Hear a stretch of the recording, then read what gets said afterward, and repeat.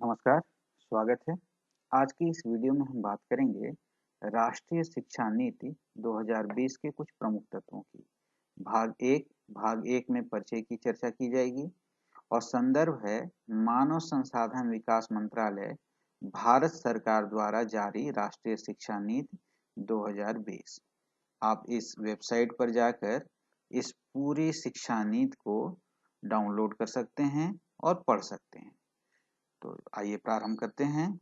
राष्ट्रीय शिक्षा नीति की अगर बात की जाए 2020 की, तो सर्वप्रथम परिचय दिया गया है। उसके बाद भाग एक स्कूल शिक्षा की बात करता है। भाग दो में उच्चतर शिक्षा की चर्चा है। भाग तीन अन्य केंद्रीय विचारणीय मुद्दे की बात करता है, जबकि क्रियान्वयन की रणनीति की अगर चर्चा की बात करें तो वह भाग चार में की गई है। तो चलिए देखते हैं परिचय में क्या क्या चीजें हैं। सर्वप्रथम शिक्षा की आवश्यकता क्यों है, यह बात कही गई। तो अगर बात करें पूर्ण मानव क्षमता अगर प्राप्त करनी है तो शिक्षा सबसे आवश्यक है। साथ ही साथ एक न्याय संगत और न्यायपूर्ण समाज के विकास और राष्ट्रीय विकास को बढ़ावा देने के लिए शिक्षा जो है वह मूलभूत आवश्यकता है। इसके बाद बात की गई कि भारत का भविष्य किस पर निर्भर है। तो अगले दशक में यह बात कही गई कि भारत दुनिया का सबसे युवा जनसंख्या वाला देश होने वाला है। तो अगले दशक की बात की गई जहां भारत दुनिया का सबसे युवा जनसंख्या वाला देश होगा और इन युवाओं को उच्चतर गुणवत्तापूर्ण शैक्षिक अवसर उपलब्ध कराने पर ही भारत का भविष्य निर्भर करेगा। तो गुणवत्तापूर्ण शिक्षा हमें उपलब्ध कराना है और उसी पर भारत का भविष्य निर्भर होगा, ऐसी बात कही जा रही है। आगे बात की गई सतत विकास एजेंडा 2030 के लक्ष्य 4 की प्राप्ति के संदर्भ में। तो सस्टेनेबल डेवलपमेंट गोल देखें अगर हम, तो इसमें कुल 17 लक्ष्य दिए गए, जिसमें से जो SDG 4 है वह बात करता है क्वालिटी एजुकेशन की, गुणवत्तापूर्ण शिक्षा की। क्या बात करता है कि ensure inclusive and equitable quality education and promote life long learning opportunities for all, अर्थात सभी के लिए समावेशी और समान गुणवत्तायुक्त शिक्षा सुनिश्चित करने और जीवन पर्यंत लाइफ लॉन्ग शिक्षा के अवसरों को बढ़ावा दिए जाने का लक्ष्य। तो यह लक्ष्य है 4 और इस संदर्भ में ही राष्ट्रीय शिक्षा नीति बात करती है। आगे बढ़ते हैं। परिचय के क्रम में अगली जो बात कही गई वह बात की गई कि पूरे विश्व में क्या परिवर्तन हो रहे हैं। तो विश्व की अगर बात करें तो अभी का जो परिदृश्य है उसमें जो यहाँ चर्चा की गई है वह है कि अकुशल जो कामगार हैं उनकी जगह मशीनें ले लेंगी भविष्य में। और इसका कारण क्या है, तो कुछ बहुत ही महत्वपूर्ण बदलाव हो रहे हैं। जैसे बिग डेटा की बात की जाए, मशीन लर्निंग की बात की जाए, या फिर आर्टिफिशियल इंटेलिजेंस की बात की जाए, तो इन क्षेत्रों में विकास हो रहा है और इसका परिणाम यह होगा कि जो अकुशल कामगार हैं वो बेरोजगार होने वाले हैं। क्यों? क्योंकि उनकी जगह मशीनें लेने वाली हैं। लेकिन साथ ही साथ अब एक नया वर्ग तैयार होने की आवश्यकता है। नई जो जरूरत है वह है कुशल कामगारों की। किन क्षेत्रों में? तो डेटा साइंस, कंप्यूटर साइंस और गणित के क्षेत्रों में इनकी आवश्यकता होने वाली है। और ये कैसे होने चाहिए? तो जो विज्ञान, सामाजिक विज्ञान और मानविकी के विविध विषयों में योग्यता रखते हो। तो एक जगह तो बेरोजगारी की बात की जा रही है, लेकिन अवसर भी दिखाई दे रहा है कुशल कामगारों की।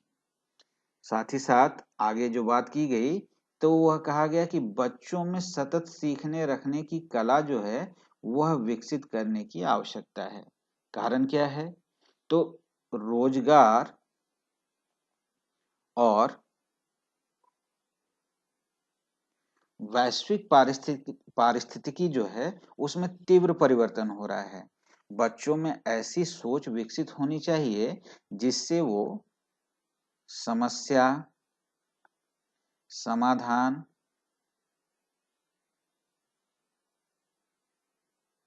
तथा तार्किक एवं रचनात्मक सोच की बात कर पाए। वो विविध विषयों के बीच अंतर संबंध को समझ पाए, कुछ नया सोच पाए। ये सबसे महत्वपूर्ण है। कुछ नया सोच पाएं और साथ ही साथ जो नई जानकारी है उसे नए और बदलती परिस्थितियों या क्षेत्रों में उपयोग ला पाएं। तो इस तरह की सोच हमें बच्चों में विकसित करनी है, ऐसी शिक्षा नीति कहती है। आगे बात करते हैं कि शिक्षण प्रक्रिया कैसी होनी चाहिए, यह जिक्र है शिक्षा नीति में। तो सर्वप्रथम बात की गई कि वह शिक्षार्थी केंद्रित होनी चाहिए। साथ ही साथ जिज्ञासा, खोज, अनुभव और संवाद के आधार पर संचालित होनी चाहिए। लचीलापन होना चाहिए शिक्षा जो प्रक्रिया है उसमें। जीवन के सभी पक्षों और क्षमताओं का संतुलित विकास करने वाली होनी चाहिए। समग्रता और समन्वित रूप से देखने समझने में सक्षम बनाने वाली शिक्षण प्रक्रिया होनी चाहिए। और सबसे महत्वपूर्ण रुचिपूर्ण होनी चाहिए, इंजॉयबल होनी चाहिए। तो ऐसी शिक्षण प्रक्रिया की परिकल्पना करती है यह शिक्षा नीति। अब आगे बात कही गई कि शिक्षा से चरित्र निर्माण होना चाहिए। शिक्षार्थियों में नैतिकता, तार्किकता, करुणा और संवेदनशीलता का विकास होना चाहिए। और सबसे महत्वपूर्ण ये सारी चीजें होने के बाद उन्हें रोजगार के लिए सक्षम बनाना चाहिए। तो ये बहुत महत्वपूर्ण बात कही गई शिक्षा नीति में। अगर वर्तमान परिदृश्य की बात करें तो जो वर्तमान स्थिति है, सीखने के परिणामों की वर्तमान स्थिति और जो आज आवश्यक है उसके बीच में एक खाई है। इस खाई को पाटने के लिए शिक्षा नीति बात करती है कि प्रारंभिक बाल्यावस्था में देखभाल एवं उच्चतम गुणवत्ता इक्विटी सिस्टम में अखंडता लाने वाले प्रमुख सुधार जो शिक्षा में हों। और वह किस तरह से होगा? तो उच्चतर शिक्षा के माध्यम से और प्रारंभिक बाल्यावस्था में देखभाल के माध्यम से। तो इन दोनों प्रक्रियाओं को यदि हम लोग अपनाएंगे तो यह जो खाई है उसे पाटी जा सकती है। फिर शिक्षा नीति बात करती है 2040 तक के लक्ष्य की। तो ये लक्ष्य क्या कहता है? ऐसी शिक्षा व्यवस्था जहां किसी भी सामाजिक और आर्थिक पृष्ठभूमि से संबंध रखने वाले शिक्षार्थियों को समान रूप से सर्वोच्च गुणवत्ता की शिक्षा उपलब्ध हो। तो यह सबसे महत्वपूर्ण बात की गई। हम सर्वोच्च गुणवत्ता की शिक्षा की बात कर रहे हैं और सबको समान रूप से, भले ही उसकी सामाजिक पृष्ठभूमि कुछ भी हो, आर्थिक पृष्ठभूमि कुछ भी हो, सबको समान अवसर प्रदान करने का लक्ष्य रखा गया है। अब शिक्षा नीति तैयार कैसे की गई? तो कुछ आधार होना चाहिए। तो निश्चित तौर पे यहाँ अगर हम देखेंगे तो यही पाएंगे कि प्राचीन और सनातन भारतीय ज्ञान और विचार की जो समृद्ध परंपरा है उसी के आलोक में यह शिक्षा नीति तैयार की गई है। ज्ञान, प्रज्ञा और सत्य की खोज, इसे भारतीय परंपरा में सर्वोच्च मानवीय लक्ष्य माना गया है। इसे ध्यान में रखते हुए यह शिक्षा नीति की बात की गई। पूर्ण आत्मज्ञान और मुक्ति, अगर आप प्राचीन को ध्यान से पढ़ेंगे तो यही पाएंगे कि शिक्षा का लक्ष्य यही था, पूर्ण आत्मज्ञान और मुक्ति। केवल सांसारिक जीवन या स्कूल के बाद के जीवन की तैयारी के रूप में ज्ञानार्जन नहीं होता था। तो यह लक्ष्य भी बहुत ही महत्वपूर्ण बना इस शिक्षा नीति को तैयार करने में। साथ ही यह जिक्र है कि तक्षशिला, नालंदा, विक्रमशिला और वल्लभी जैसे प्राचीन भारत के जो विश्व स्तरीय संस्थान थे उन्होंने किस प्रकार शिक्षण एवं शोध में विभिन्न प्रतिमान स्थापित किए जिससे पूरे विश्व ने प्रेरणा लिया।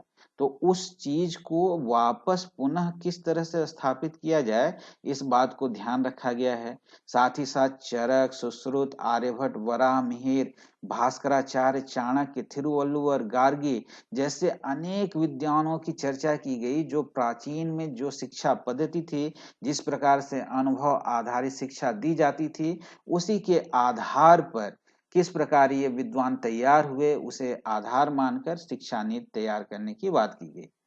अब बात करते हैं कि ये जो बुनियादी बदलाव किए जा रहे हैं शिक्षा व्यवस्था में, उसका केंद्र कौन है? तो शिक्षा नीति कहती है कि उसका केंद्र जो है वह शिक्षक है। हर स्तर पर शिक्षकों को समाज के सर्वाधिक सम्माननीय और अनिवार्य सदस्य के रूप में पुनः स्थान देने में सहायता करने की बात की गई। यह शिक्षा नीति यह पुनः स्थापित करने की बात कर रही है। क्यों? क्योंकि शिक्षक ही नागरिकों को, जो हमारी अगली पीढ़ी है, उसको सही मायनों में आकार देते हैं। तो इस तरह से इन्हें क्या कहा गया कि पुनः स्थापित करना है। फिर कहा गया कि शिक्षकों को सक्षम बनाना है और इसके लिए हर संभव कदम उठाने की बात की गई। हर स्तर पर शिक्षण के पेशे में सबसे होनहार लोगों का चयन करने में सहायता देने की बात की गई है और साथ ही साथ उनकी आजीविका, सम्मान, मान मर्यादा और स्वायत्तता सुनिश्चित करनी होगी, ऐसा उल्लेख भी है। ऐतिहासिक रूप से हाशिए पर रह रहे समुदायों, वंचित और अल्प प्रतिनिधित्व वाले समूहों पर विशेष ध्यान दिए जाने की बात व आवश्यकता भी बताई गई। अब बात करते हैं पिछली नीतियों की। जो शिक्षा की पिछली नीतियां थीं, उनका जोर जो था वो मुख्य रूप से शिक्षा तक पहुंच के मुद्दों पर था। जो उदाहरण दिए गए वो कहा गया कि 1986 की राष्ट्रीय शिक्षा नीति, जिसे 1992 में संशोधित किया गया, एनपीई 1986-92, तो इसमें जो अधूरे काम रह गए वह यह शिक्षा नीति पूरी करेगी, ऐसा विश्वास जताया गया है इस शिक्षा नीति में। जो 1986 के बाद अभी की जो शिक्षा नीति है, उसके बीच एक महत्वपूर्ण कदम था, वह था अनिवार्य शिक्षा अधिनियम 2009। सार्वभौमिक प्रारंभिक शिक्षा सुलभ कराने हेतु इसने कानूनी आधार उपलब्ध कराया। तो यह एक महत्वपूर्ण कदम था शिक्षा क्षेत्र में परिवर्तन के लिए। तो यह जो 1986 की जो राष्ट्रीय शिक्षा नीति है, उसमें जो काम अधूरे रह गए थे, वह यह शिक्षा नीति पूरा करने का प्रयास करेगी, ऐसा विश्वास जताया गया है। अब यह चर्चा है कि शैक्षिक प्रणाली का उद्देश्य क्या होना चाहिए। तो यह बताया गया कि अच्छे इंसानों का विकास होना चाहिए। अच्छे इंसानों का विकास वो क्या करेंगे? तो जो तर्क संगत विचार और कार्य करने में सक्षम हो, जिनके अंदर करुणा, सहानुभूति, साहस और लचीलापन समाहित हो, जो वैज्ञानिक चिंतन और रचनात्मक जो कल्पना शक्ति है उससे युक्त हों, जिनके अंदर नैतिक मूल्यों का विकास हो, साथ ही साथ संविधान द्वारा परिकल्पित समावेशी और बहुलतावादी समाज के निर्माण में जो योगदान कर सके। तो शैक्षिक प्रणाली का यह उद्देश्य बताया गया। साथ ही साथ यह कहा गया कि एक अच्छी शैक्षणिक संस्था की क्या विशेषताएं हैं।